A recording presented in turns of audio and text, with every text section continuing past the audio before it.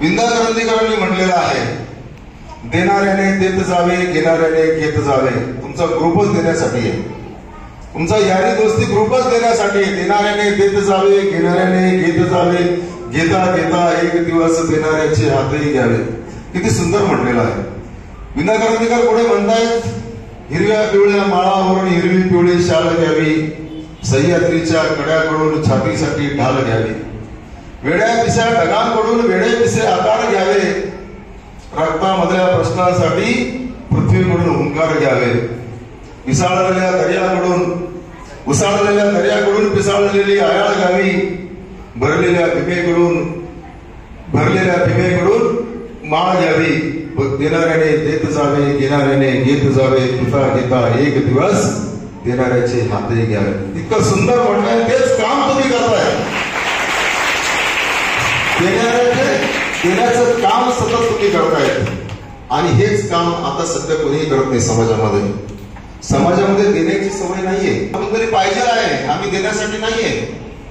आणि जीवन इतकं सुंदर आहे मित्रांनो, जीवनाचा खरा आनंदच आहे की काहीतरी द्यायला शिकलं पाहिजे.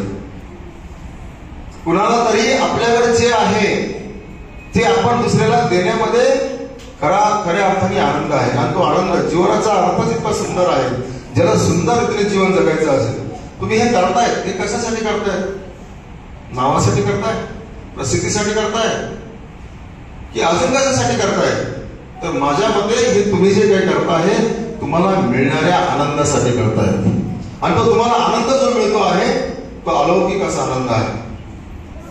मी मग सांगितलं का देणाऱ्यांची संख्या फार कमी आहे आणि म्हणून तुम्ही आगळे वेगळे आहात. तुम्ही देणारे आहात म्हणून आगळे वेगळे आहात. मित्रांनो, प्रत्येकाने ज्याच्याकडे जे आहे ते देण्याचा प्रयत्न केला पाहिजे. तुम्ही आता इथं मला समजलं का 15 ते 20 हजार सदस्य संख्या झालेली आहे आणि कुठलाही कुणाकडूनही फंड न घेता तुम्ही स्वतःच, कोणी 100, कोणी 200, कोणी 50 असलेल्या आपल्या ऐपतीप्रमाणे तुम्ही निधी गोळा करून ही सेवा करतायत. खरं तुम्हाला सल्यूट आहे. मित्रांनो,